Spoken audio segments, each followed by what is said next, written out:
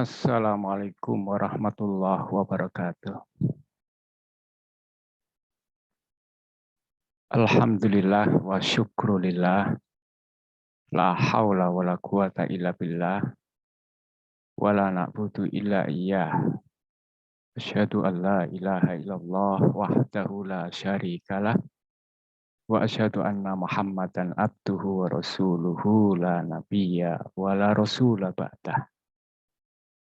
Allahumma sholli ala nabiyyina Muhammadin wa ala alihi wa sahbihi ajmain. Wa man tabi'ahum bi ihsanin ila yaumiddin. Wa yaqulu tabaraka wa ta'ala fi kitabihil karim. A'udzu billahi minasyaitonir rajim. Laqad kana lakum fi rasulillahi uswatun hasanah liman kana yarjullaha wal yaumal akhir. Sahabat sekalian, pada kali ini kita meniti kembali jejak-jejak kehidupan Rasulullah Shallallahu Alaihi Wasallam. Kemudian akan kita ambil hikmah, pelajaran dari peristiwa-peristiwa yang pernah beliau alami sepanjang hidupnya. Sejak dari kandungan hingga wafatnya Rasulullah Shallallahu Alaihi Wasallam dengan tema Durusun wa ibar min sirati khairil bashar Muhammad bin Abdullah Khatamul Anbiya'i wal Mursali.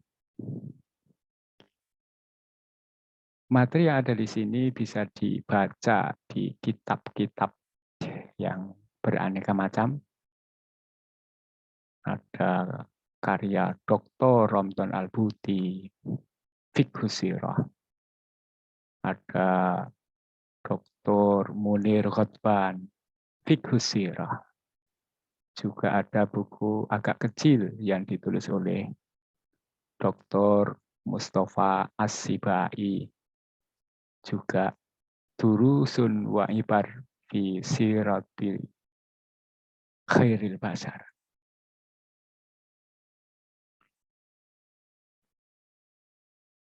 Banyak hal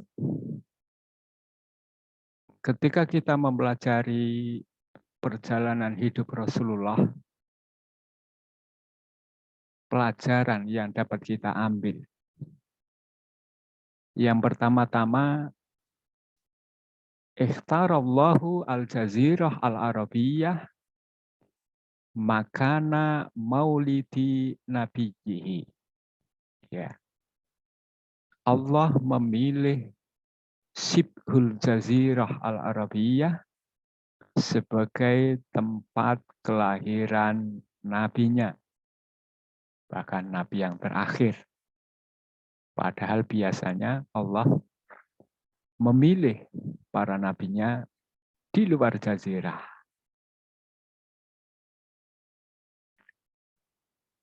Rahasia dari pemilihan tempat ini diantaranya adalah di jazirah itu ada khasaisul jazirah, ada keistimewaan.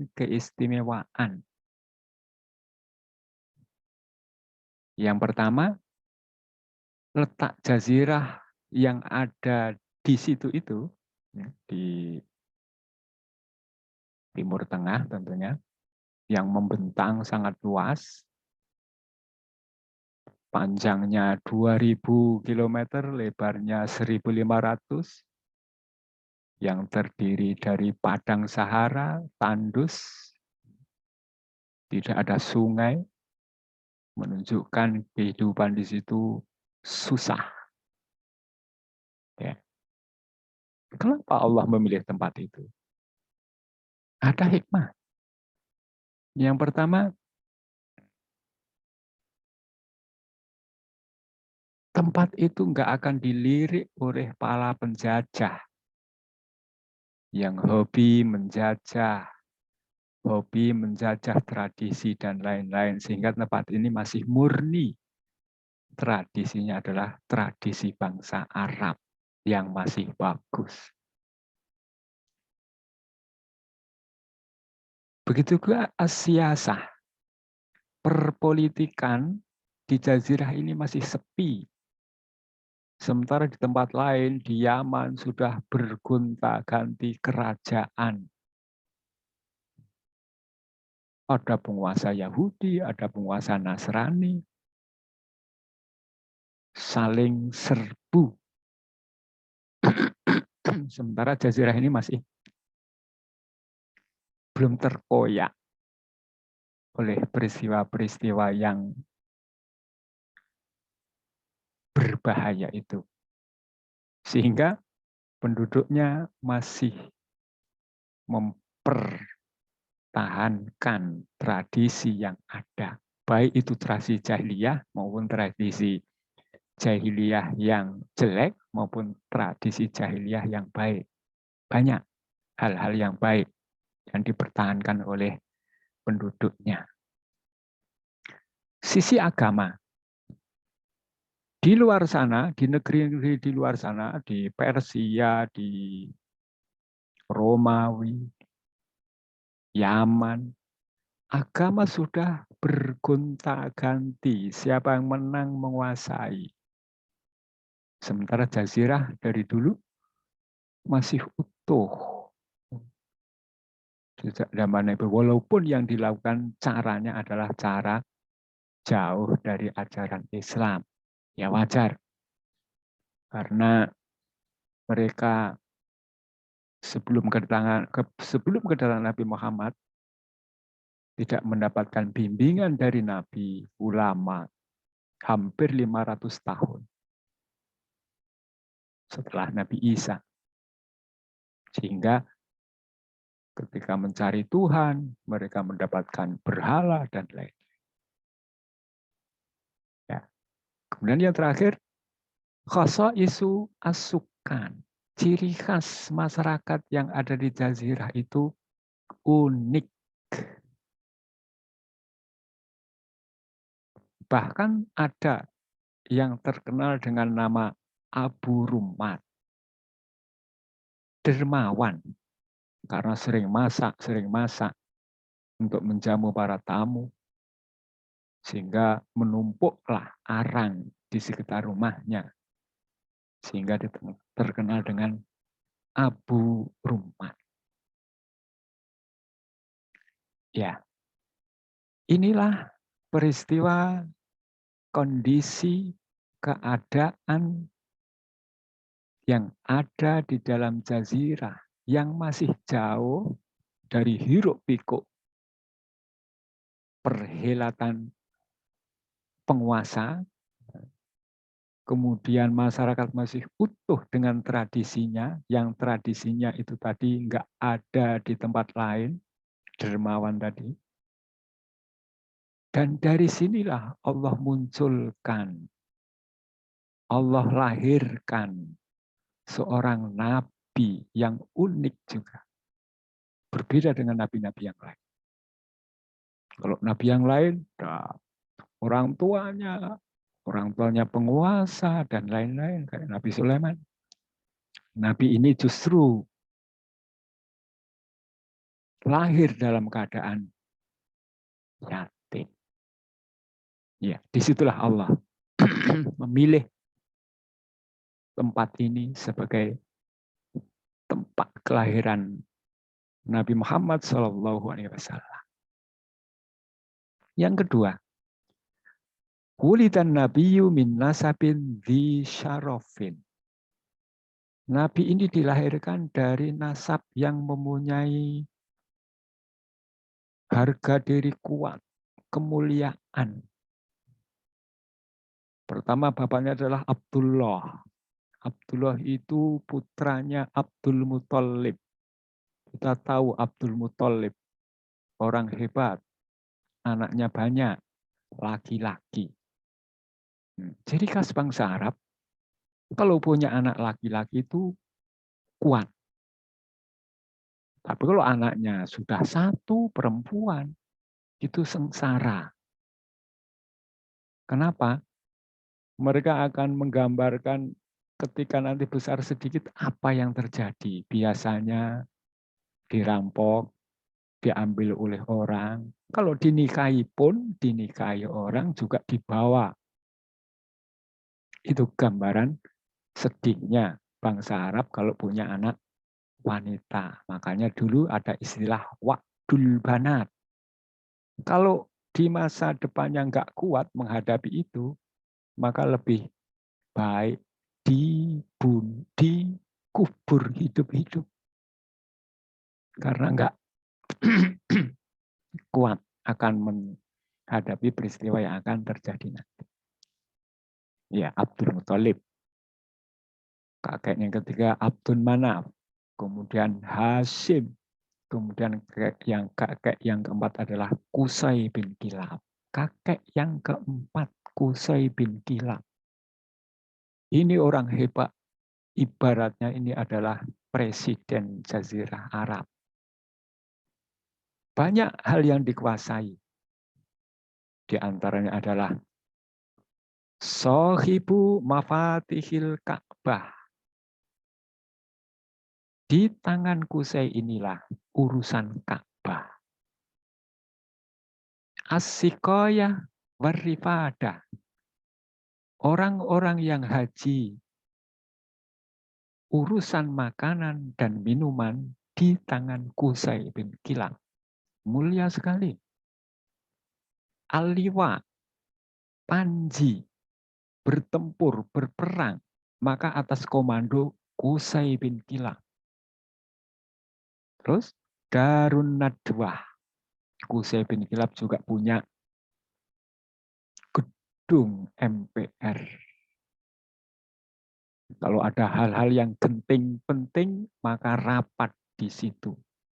Termasuk dulu ketika bangsa Quraisy yang masih musyrik benci dengan Nabi, sepakat ingin membunuh Nabi, rapatnya juga di tempat ini. Darun Nadwah. Ya. Apa yang bisa diambil pelajaran dari realita ini? Banyak. Di antaranya, untuk menjadi seorang dai yang baik, lancar, diakui oleh kecil, sedang, maupun besar bagi orang-orang, hendaknya dimulai dari nasabnya. Nasabnya baik, jelas, bagus. Nanti nggak ada yang nyinyir-nyinyir. Masuk Nabi nggak ada nasabnya, ibunya nggak jelas atau bapaknya nggak jelas, nah, nanti akan membuat kerikil-kerikil dalam perjuangan. Jelas. Yang kedua selain jelas, mulia. Punya alur-alur kemuliaan di dalam keluarga itu. Kayak Abdul Muthalib, penguasa sederajat dengan bupati. Sementara Qusay tadi standar dengan menteri atau presiden. Sehingga nanti ketika muncul dari keluarga-keluarga itu seorang yang menjadi tokoh, orang nggak terperanjat, nggak terperangah. Ya wajar, dia soalnya dari keturunan ini dan itu. Nah, terutama dai. Beda dengan dai yang dulunya dilahirkan oleh nasab yang nggak jelas, menjadi anak yang nakal, kemudian dewasa pun nakal, kemudian taubat ketika umur 30, setelah taubat masuk pondok 5 tahun, kemudian ketika masuk 6 tahun dia berdakwah. Berdakwah ke kampungnya. itu akan mengalami kesulitan-kesulitan. Beda dengan yang dari kecil, baik, baik, baik tadi. Yang ketiga, wulida yatiman. Nabi kita dilahirkan dalam kondisi yatim.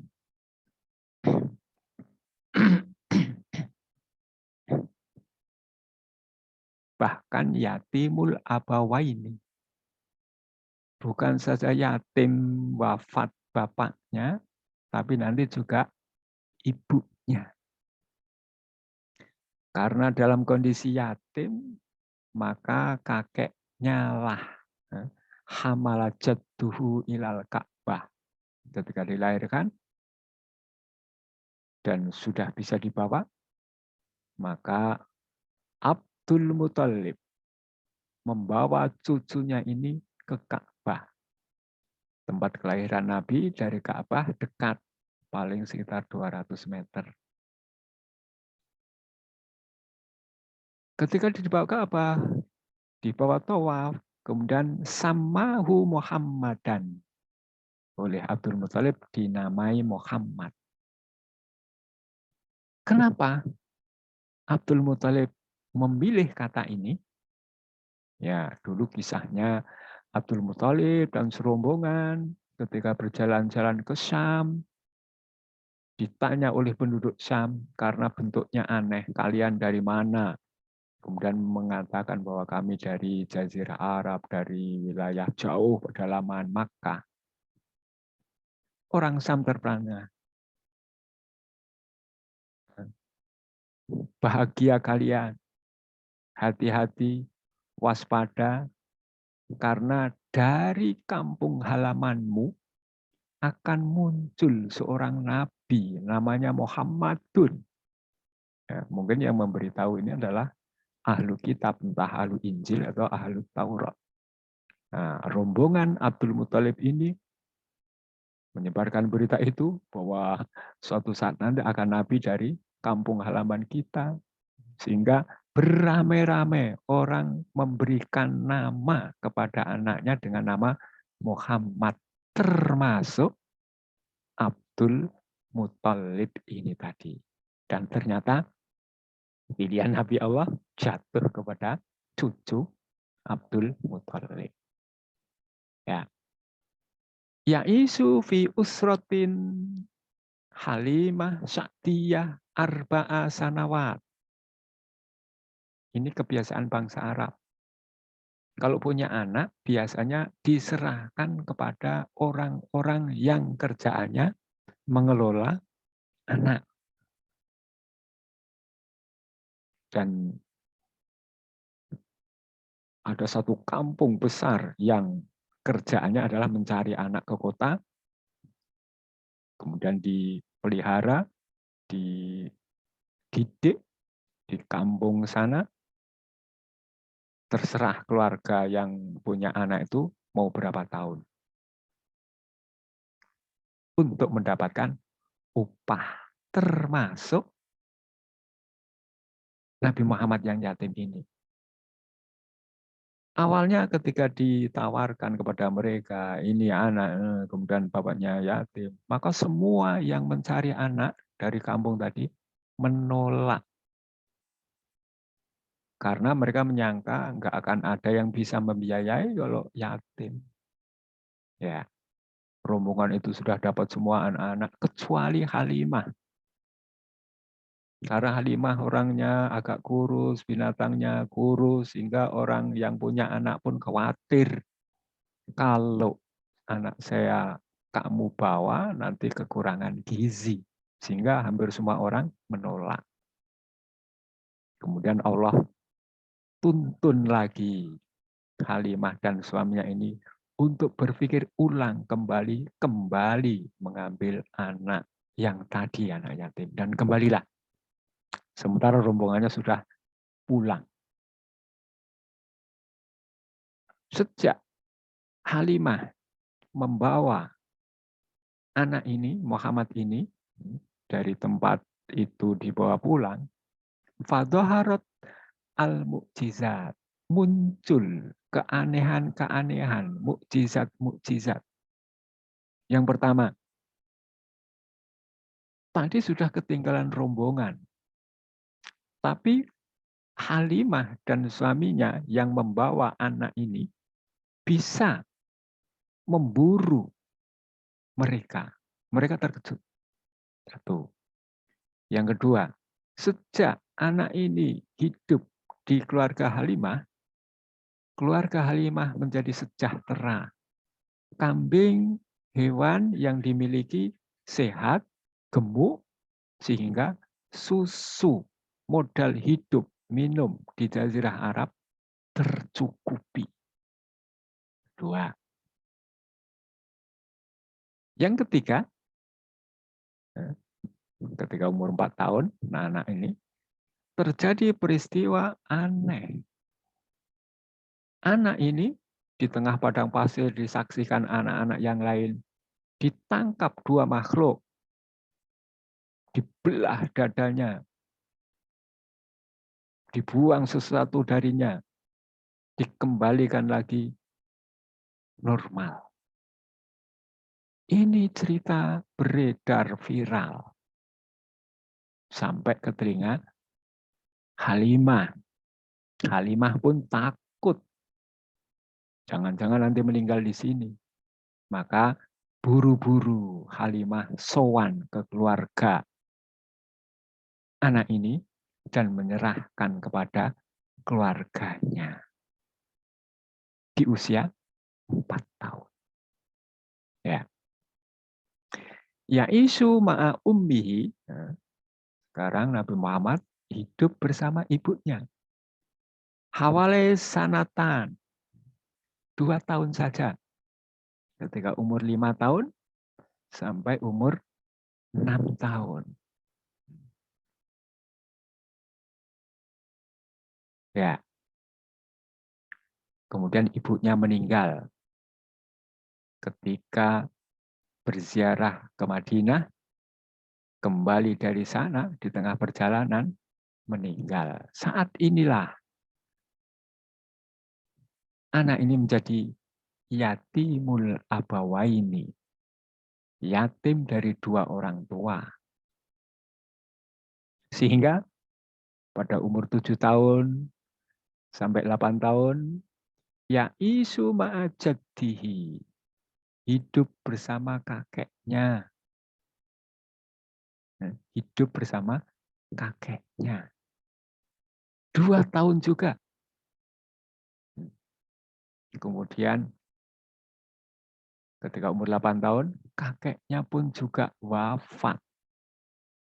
Maka hidup selanjutnya bersama ammihi. Yaisu ma'a ammihi. Abu Thalib. Ya, padahal Abu Thalib ekonominya nggak terlalu bagus, sementara anaknya banyak. Di antaranya adalah Ali. Ya. Di sini Rasul sudah umur 9 tahun, 10 tahun, 11 tahun, 12 tahun. Sudah punya daya nalar bagus.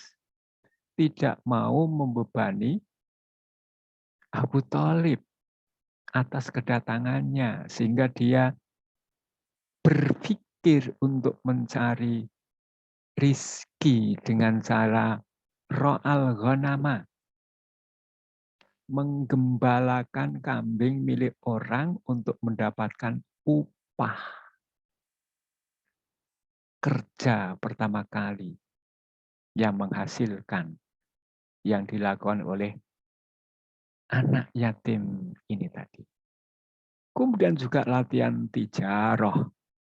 Kadang bersama Abu Bakar, kadang bersama pamannya. Belajar berdagang. Jauh. Dari Mekah ke Syam. Jaraknya jauh. 2000 kilo lebih.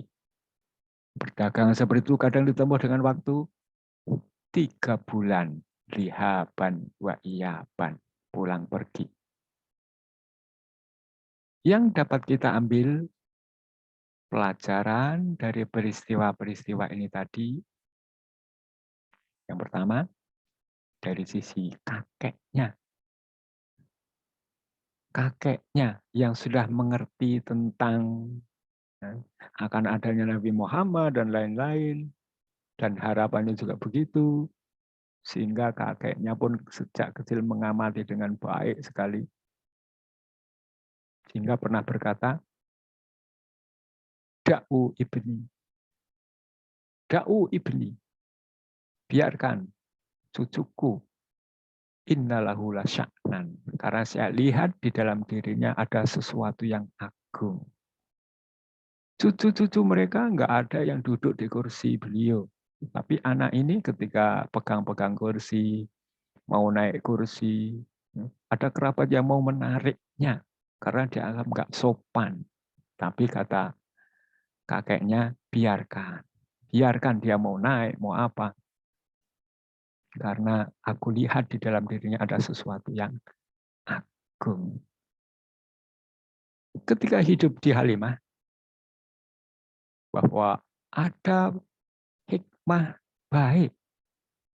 Orang yang hidup di perkampungan itu akan mendapatkan udara segar, ada anggah ungguh, bahasanya melipir, sopan santun.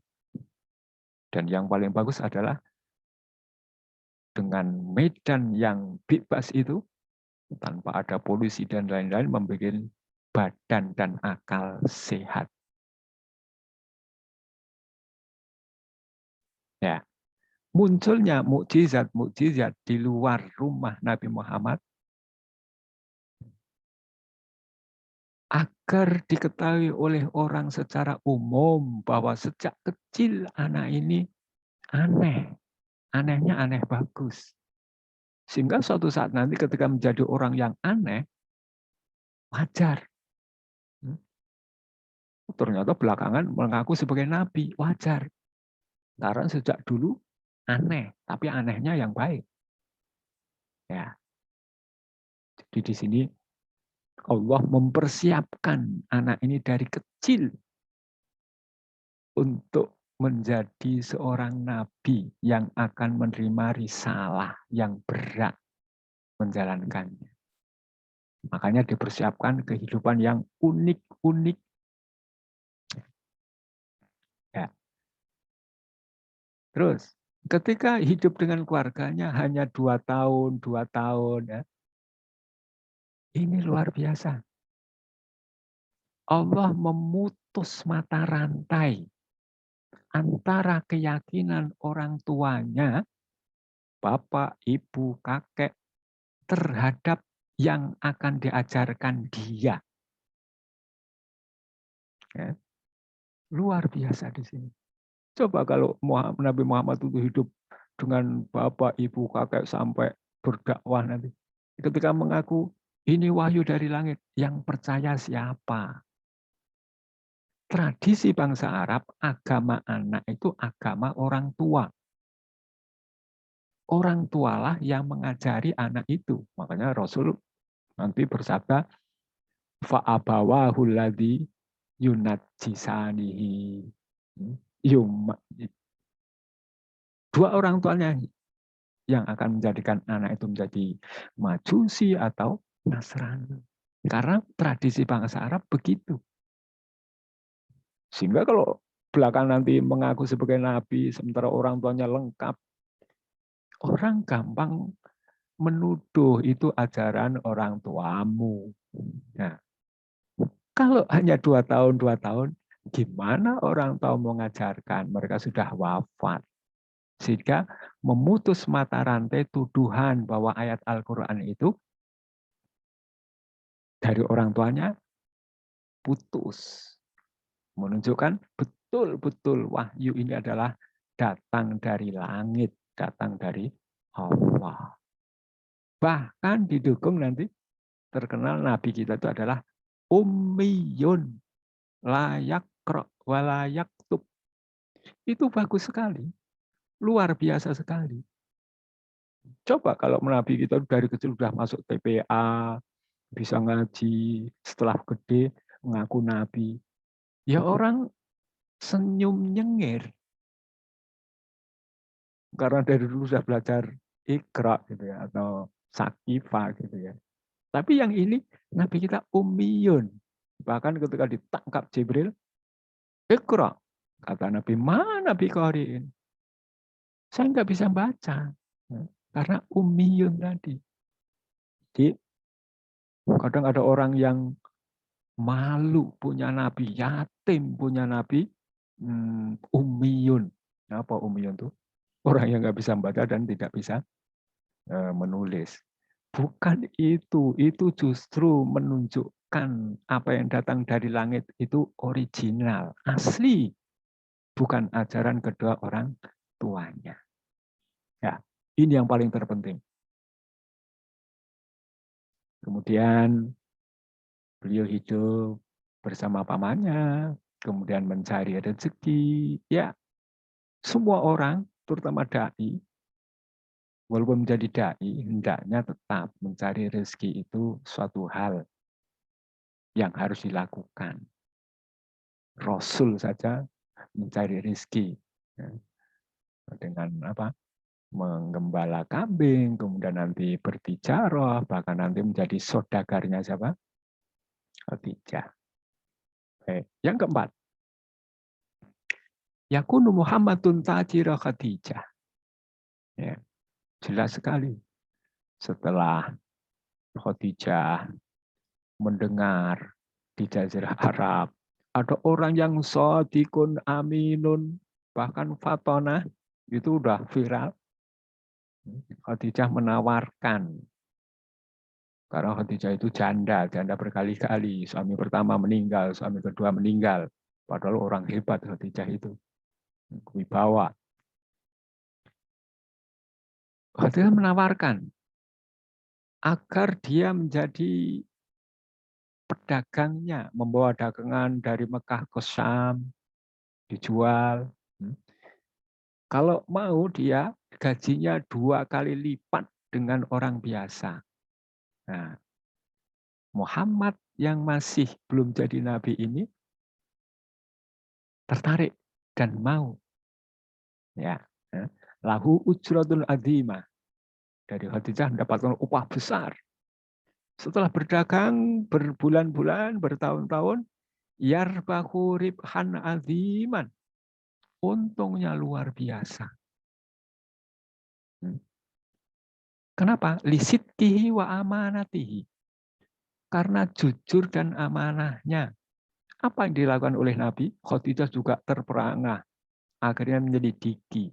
Akhirnya Khadijah mengutus Maisarah, anak laki-laki yang ada di rumah situ, untuk mengikuti perjalanan Nabi. Setelah pulang, dia menceritakan. Beliau, kalau sampai di Syam, membagi dagangannya menjadi 3. Kelompok pertama, istimewa, harganya mahal. Kelompok kedua, harganya turun, karena nggak istimewa, ada cacat-cacat dikit. Kelompok ketiga, harganya paling murah, karena ada cacat banyak. Mungkin pincang, mungkin meler, binatang. Ya. Bulan pertama mungkin orang terperangah, nggak biasa dagang kayak gitu, bilang ini istimewa sampai rumah juga mati. Tapi lambat laun mereka percaya, apalagi sudah berbulan-bulan. Apa efeknya? Para pembeli binatang sudah hafal. Kalau uang saya tebel, saya milih yang hebat, yang di anak itu. Nah, kalau uang saya tengah-tengah, ya ambil yang agak cacat dikit. Mungkin hanya untuk akikohan atau hanya untuk dimakan sendiri, uang sedikit, ya ambil yang paling murah. Kambing itu bagus ya 700 real, yang sedang ya 500, yang murah 300. Itu normal kambing, layak dijual, bukan yang harga 80 real kayak musim haji dibeli oleh ya, untuk bayar dam-dam itu. Ya, ribhan adiman, luar biasa. Oh begitu. Tambah senyum-senyum aja si Khadijah. Kemudian mungkin tertarik, kemudian bilang ke pamannya, pamannya bilang ke paman Nabi, dan akhirnya apa? Tamma yatazawwaju, thumma yatazawwaju bi Khadijah al-Afifah wa adharu wa aghna imro'ah. Akhirnya Muhammad ini menikah atas kesepakatan keluarga dengan Khadijah al-Afifah, wanita yang sangat menjaga diri, suci, tersuci, kaya, bahkan terkaya. Walaupun apa tadi? Janda, umurnya 40 tahun, kata sejarah. Sementara Nabi waktu itu baru umur 25 tahun. Ya. Setelah menikah, Nabi menjadi seorang ayah. Asbaha Muhammadun aban. Menjadi ayah. Ada istri, ada anak. Bagaimana mengelola seorang anak, keluarga, ada di dalam diri Rasulullah di sini. Ya, kemudian merasa jenuh dengan masyarakat di sekitar Ka'bah. Mereka tawaf, tapi tawafnya sistem jahiliyah dan lain-lain. Sehingga Nabi mulai apa? Bada'a ayyatahan nas, mulai menyendiri, minta petunjuk Tuhan.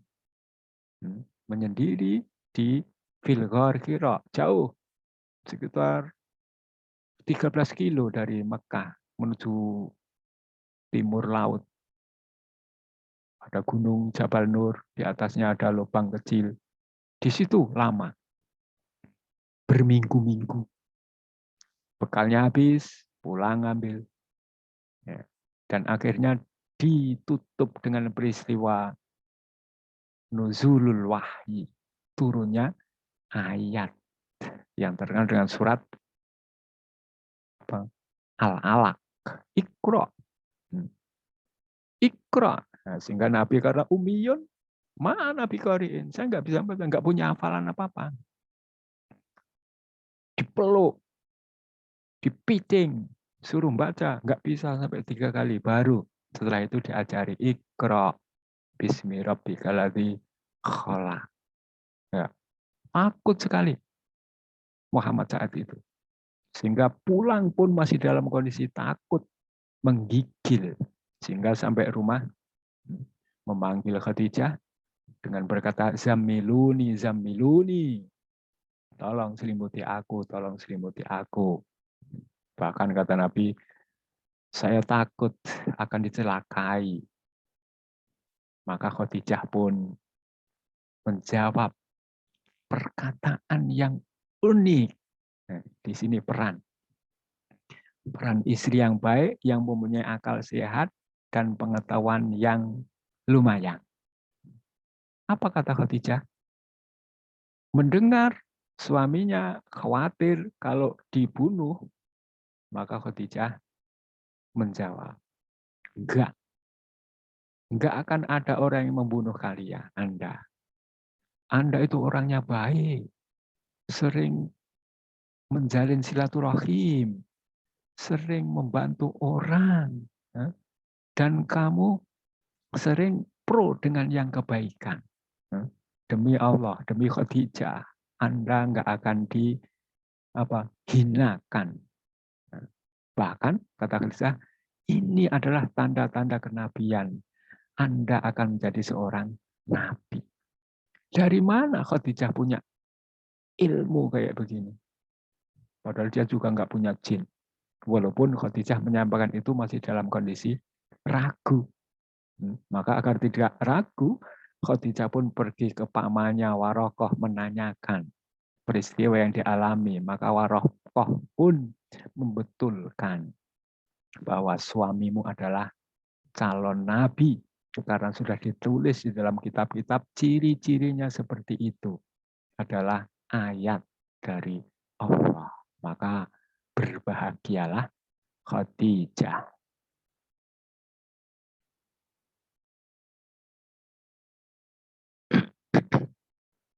Yang dapat kita ambil pelajaran dari peristiwa ini adalah bahwa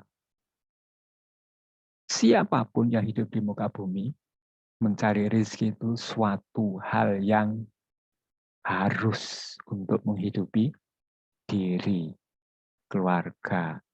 Nah, mencari rezeki hendaknya juga dilakukan dengan jujur, amanah. Menjadi pedagang, jadilah pedagang yang baik. Apapun profesinya, menjadi yang terbaik agar yang didapatkan itu berkah, bukan menjadi selilit sebuah kehidupan. Kalau bisa, nikahilah orang yang terbaik, yang punya maklumat baik, sehingga apapun yang dilakukan oleh pasanganmu itu bisa menolongmu ketika kamu dalam kondisi terjepit. Bukan ketika kita terjepit, pasangan kita lebih dulu merasa terjepit, kemudian lari. Kalau bisa. Athar, Afifah, kalau bisa lagi, Agena. Nah, silahkan itu urusan dunia. Ketika menjadi seorang bapak, urusannya adalah ada pasangan, ada anak, juga hidup di sebuah lingkungan.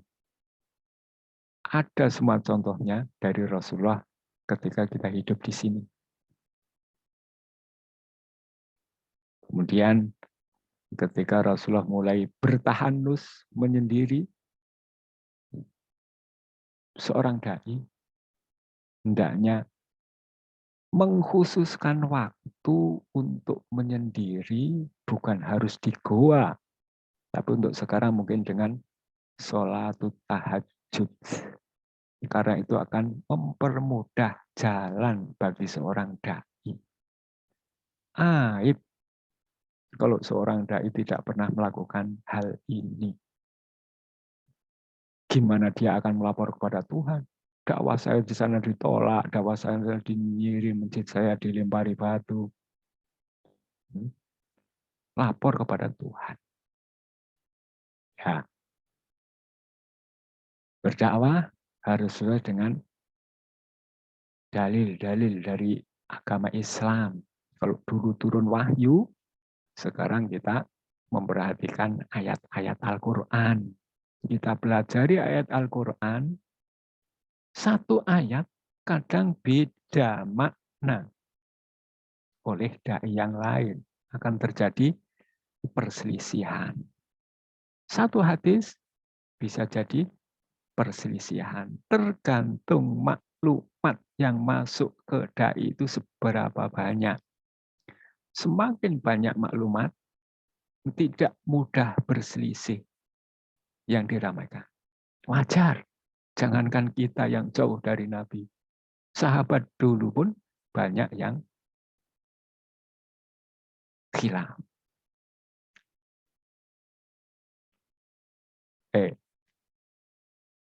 Yang kelima, asbaha Muhammadun Nabiyan. Ini beliau sudah menjadi seorang nabi. Pada ayat ahlahu, mulai pertama berdakwah adalah yang disuruh keluarganya, istrinya, wa akriba'ahu, saudara-saudaranya, wa asdiqa'ahu, sahabat-sahabatnya. Ini dilakukan sirron salah sata akwam, 3 tahun.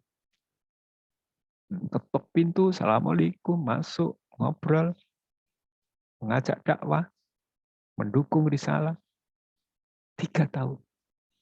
Sampai Allah turunkan ayat fasda bimatu marwa anit alil musyrikin, baru Rasulullah naik bukit Sofa. Naik bukit Sofa, menyeru semua kabilah. Setelah kumpul semua, apa kata Rasulullah? Qulu la ilaha illallah. Katakan wahai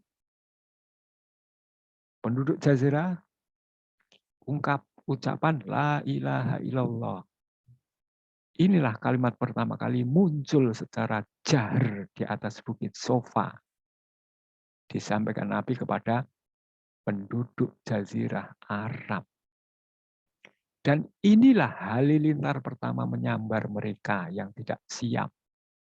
Pertama adalah Abu Lahab, paman beliau sendiri. Nanti ada Abu Jahal, nanti ada Utbah, dan lain-lain. Dedengkot musyrikin Mekah yang tidak setuju, bangkit melawan. Nah, artinya apa di sini? Setelah 3 tahun aman, kemudian memulai tapakan baru berdakwah menghadapi tantangan-tantangan. Kemarahan Abu Lahab dijawab oleh Allah dengan turunnya surat Al-Lahab. Upaya aksi Abu Lahab itu adalah apa? Celaka. Diajak baik-baik malah seperti itu. Nah, hikmah, pelajaran yang kita dapat ambil dari sini adalah ketika kita mulai berdakwah di tengah hutan manusia yang masih awam tentang Islam, mengikuti jejak Rasul adalah sirron. Rahasia-rahasia dulu. Apalagi Anda baru sendiri, cari teman dulu. Setelah kenal baik, diajak. Jadi temannya banyak, diajak ketemu di mana, di kafe atau di mana, kayak yang dilakukan oleh Imam Hasan Al-Banna dulu. Jadi dakwah nggak harus di atas mimbar, kadang di kafe. Yang penting menyampaikan. Ternyata disambut anak-anak muda dengan baik. Ya, jadi sirron dulu. Kalau datang kemudian di atas mimbar pakai toa, ya mungkin toanya direbut mereka untuk ngepruk Anda juga bisa. Ya. Jadi pilih narasi-narasi yang adem dulu. Walaupun habis suruh nahi mungkar dan lain-lain, ya ada caranya. 3 tahun Rasul jalankan ini. Itu kadang baru dakwah sekali dimusuhi, udah KO, nggak ke sana lagi. Ya. Kemudian setelah, kenapa nunggu 3 tahun? Karena di sini sudah ada pengikut-pengikut militan. Barulah Rasulullah disuruh untuk jahrian. Militan itu ada yang dari orang kecil, menengah, atas, kuat. Ada Abu Bakar, ada Ali, ada Utsman, orang-orang hebat. Sehingga apa? Pasti ada pendukungnya. Iya. Kemudian yakin secara terang-terangan. Artinya apa? Suatu saat sir, oke. Suatu saat harus jahar juga. Jangan sir terus. Nanti sir terus malah hanyut ke yang lain. Nggak bisa dikontrol oleh orang lain. Ya. Jadi ketika jahriyah, ketika terang-terangan, ya terang-terangan. Disampaikan kepada masyarakat. Kata Rasulullah ketika di Jabal Safa, saya melakukan ini bukan untuk kepentingan pribadi saya, urusan dunia maupun urusan akhirat. Saya hanya ingin mau kalian semua bahagia dengan mengucapkan la ilaha illallah. Ya. Jadi banyak sekali peristiwa-peristiwa unik yang dialami oleh Rasulullah, dan itu semua bisa kita jadikan sebagai tolok ukur suri tauladan. Sehingga ya tadi kita mendapatkan contoh yang baik dari Rasulullah seperti peristiwa yang kemarin. Ini pada kali ini, dan kita tutup dengan bacaan hamdalah. Alhamdulillahirabbil alamin. Wassalamualaikum warahmatullahi wabarakatuh.